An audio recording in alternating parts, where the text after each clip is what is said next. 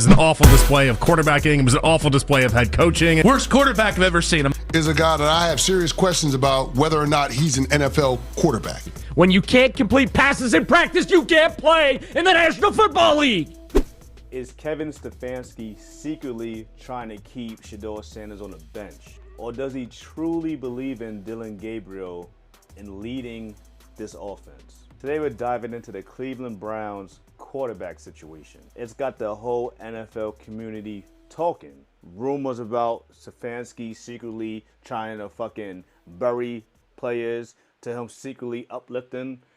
And at this point, I don't think it's a secret. Alright, let's start with the man, Kevin Stefanski himself. He's known as a more structured, stick to the script, stick to the plan kind of guy. His playbook depends on structure, rhythm, everybody being into the right place at the right time to make everybody shine.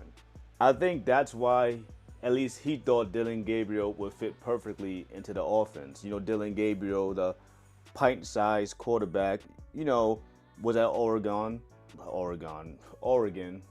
and he was doing his thing. He was even in the Heisman runnings, but never did anybody, including myself, think that Dillon Gabriel was better than Shedeur Sanders in college. So after this latest game, right, the latest game by Dillon Gabriel, people are calling for this motherfucker to get benched. They want him benched. They want him benched now. Just look at his stats real quick from the last game. So it's interesting how they got Dillon Gabriel at 5'11". Everybody is saying that nigga about 5'8". All right, QBR 25.8. All right, so he played in the second game of the season. He got some playing time. He went 3 of 3 and threw a touchdown pass. So that turned up. People was like, "Yo, let's give this kid a shot," you know. And I was saying, let's give him a shot too. Then we had him against Detroit, 1 attempt, nothingness. Then he finally got the reins. He got the reins. So far, this man has been sacked 11 times. 11 times. Wasn't a big hit on Shedeur that he holds onto the ball for too long? Wasn't that one of the biggest things? I think his best game was against Miami, where he hardly threw the fucking ball. And Miami's trash.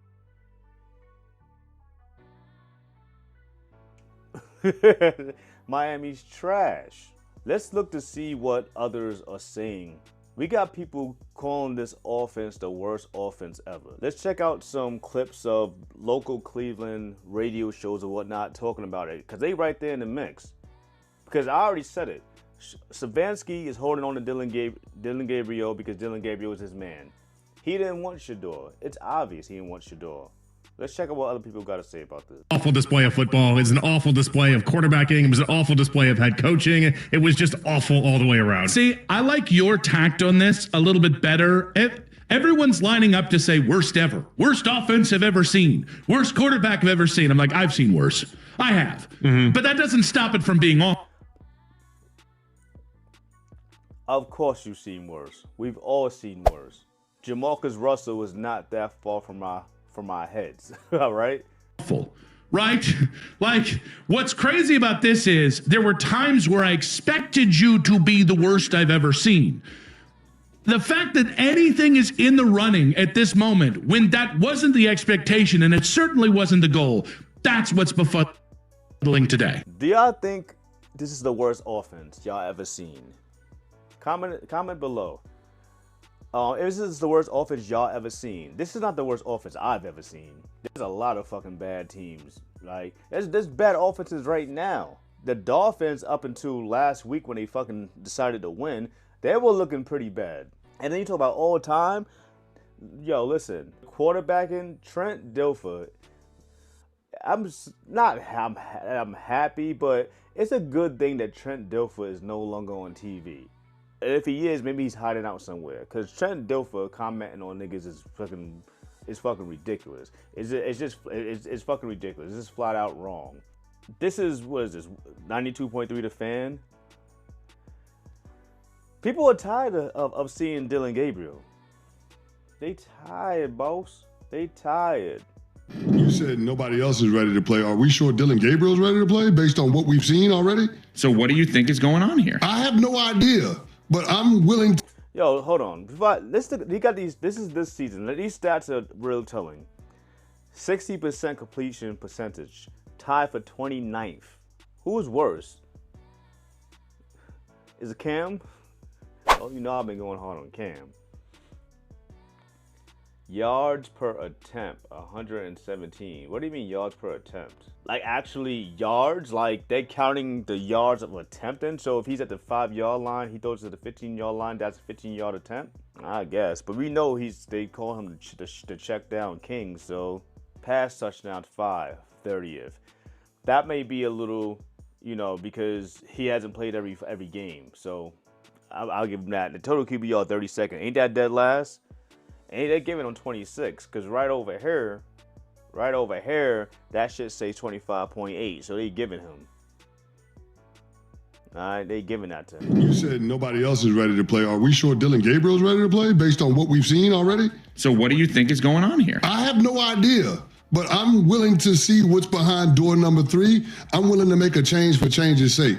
Because what I've gotten over the last 4 games with Dillon Gabriel is a guy that I have serious questions about whether or not he's an NFL quarterback. Seriously. So what does Kevin Stefanski want out of this? I don't know. I'm trying to figure out whether or not Kevin Stefanski wants to be the head coach of the Cleveland Browns. Because to continue to stay the course with Dillon Gabriel based on the body of work that we've gotten just doesn't make any sense to me. Yeah.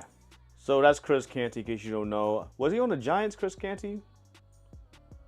I think Chris Canty was on the Giants among other teams. Oh, you from the Bronx? Co-op City? Okay. 6'7", damn. The fact that they're questioning if Dillon Gabriel's even an NFL quarterback is ridiculous. If you in the NFL and they're questioning if you're an NFL quarterback, that has to be demoralizing. Demoralizing. Let's check out some more clips. Daryl, what do you think? I agree with you, Ken. I'm kind of over watching Dillon Gabriel attempt to play football. Kinda. There's a kinda in there? Yeah. I'm done. But I'm finished. Do I get to say I told you so? I told you guys this guy sucked. I told you in training camp. That's a fact. When he said I told you this guy sucked, that's a fact. Because this guy, I forgot Daryl's last name, but he was keeping it real. One of the few people keeping it real on Dillon Gabriel. He was like, yo, this guy is not good. He's there. He sees what's going on. Y'all remember this? The quarterback tracker? Hold on, let me get that up there the right way. Do 9 practices, right? I think that's all the practices. So as you can see, Gabriel got the most reps. He got 113. 113 reps. He's been getting the most reps since day 1, and he still ain't ready to play. Make that make sense. That makes no fucking sense. He's been getting the most reps since off rip. Pickett got the least, but Pickett got hurt. Sanders was last. Flacco was 92. Every day there was at least 2 practices. Shedeur was perfect. Shedeur is who he was. So Shedeur was about 70% in college. In training camp, he was about 70%. And then in the game he played against the Panthers, he was about 70%. Of course, he got thrown in with the Eagles, and I'm not going to get into that whole thing. That shit was horrendous as far as, Shedeur didn't play as well as he could have, but he had no shot. I'm not going to get into all that. But Shedeur has been who he's been for the most part. Gabriel has been who he's been. I believe he was slightly better in college, but nigga, that's college. Since training camp, Gabriel, 62 on 113? Was he? It's like 50%. Is that like 50%? Not 50%. It's around 60%. And right now, for the season, 4 games, he's at 59.9. So Dillon Gabriel is who he is. Here it is. I told you. And I got so much grief for it. He can't. Well, it was play. pretty early to say such a thing. No, it's not. Daryl, No, it's take not. off. The floor is yours. It's victory lap Friday. Or Monday, I should say, with Daryl Ryder. I've been waiting for this for a while, Daryl. It's not too early. When you can't complete passes in practice, you can't play in the National Football League. Sorry. Go ahead. Keep going. Keep going, Daryl. You got hate in your heart. Let it out. Let's go. I don't have hate in my heart. I'm so frustrated that Andrew Berry did this. That Andrew Berry. You know, a lot of people without talking about Andrew Berry. Like, they're giving Andrew Berry a pass because he drafted Shedeur, but the general manager, he's a general manager, right? The general manager is the one that, AKA, manages the team. They pick the picks. They do a lot of this stuff. Of course, Stefanski is a coach. He's like, hey, can I get a guy that I want? So you did that. But Andrew Berry's the one who picked this team. I think they've been together for 6 years. This group of people in the front office or whatnot. Bet a top 100 pick on this guy. That Andrew Berry and the Browns are shoving this guy down fans' throats, trying to tell you, yeah, he can play. He's a serious guy. Like, no, he's not. You're not serious people. In the words of, one of my favorite shows on HBO. Succession. Succession. I can't do the Dillon Gabriel thing anymore. Put Shedeur Sanders out there. At least you might be entertained. Yeah, thank you. That's all I've been saying. You might be entertained. I've been saying that. It could go completely south. He may not be ready, but at least fans will be interested. There's nothing interesting about watching Dillon Gabriel run this offense. Nothing. Saying there's nothing interesting about him running the offense is an understatement, bro. When Flacco was in, the offense looked better. Flacco didn't get a chance to play against Miami, or he would have probably went in against them. That's a fact. So when he gets Stefanski on not the hot seat, but the press conference after the game and whatnot, Stefanski, I don't even know why we even listening to this nigga talk. What is Stefanski be talking about?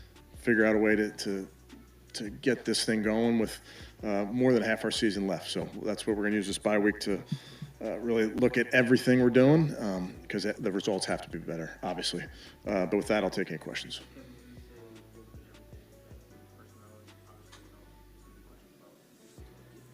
Yeah, when I say look at everything, there's just when you lose like this, you have to look at everything. Every position, everything I'm doing, there's just it's frustrating for where we are as a team. So every position you have to look at. But let me say that with a young quarterback, you understand that there's going to be ups and downs. Kevin, I understand you're going to everything, but do you feel like this wide receiving group is good enough for you to get an accurate evaluation of whoever plays quarterback for this team? That's a good question. Is this wide receiver group good enough to give you an accurate description? Yes! I done seen Tom Brady throw the niggas that used to work at Walmart. Like, this offense is worse off of Gabriel. They were better with fucking Flacco in. You got bad receivers, and let's not get started on fucking Judy. But you got bad receivers with a rookie quarterback who's bad and he's miniature. What you think's gonna happen? Yes, yeah, we need to do a better job. I need to do a better job. Obviously, Jerry needs to get the football, but we have to do a better job. Yeah, variety of reasons, but it doesn't matter. I think Jerry Jeudy got like 2 fucking targets. He's your best receiver. 2 targets. I don't care how many times he dropped the ball. He's your best receiver. You out here throwing the ball at niggas in their helmets. They're not even looking for the ball. They're getting popped upside of the head. We got to get him the ball.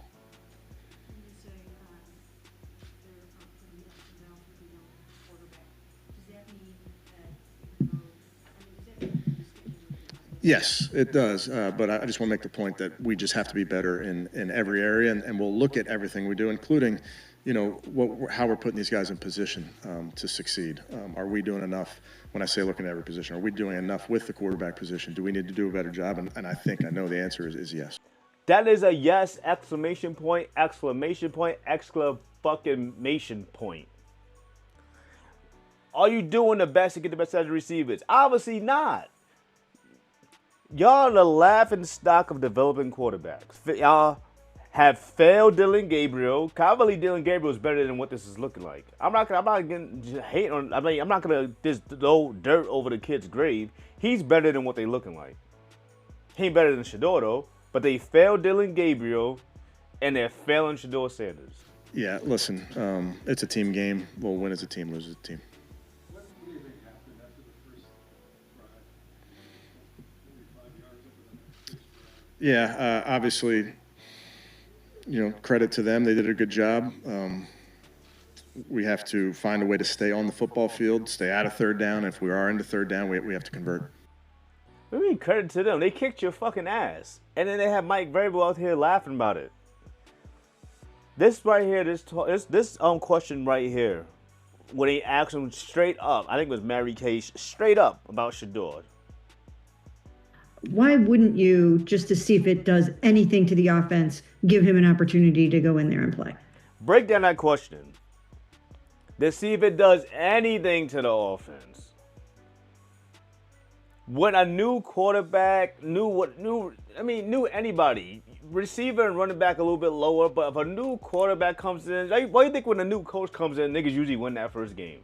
Because it's just new blood, it's new everything. A quarterback is a leader of the team, is a new leader. See if it does anything. They don't believe in Dillon. They don't. He's lacking the feistiness of other short quarterbacks, of a Baker Mayfield.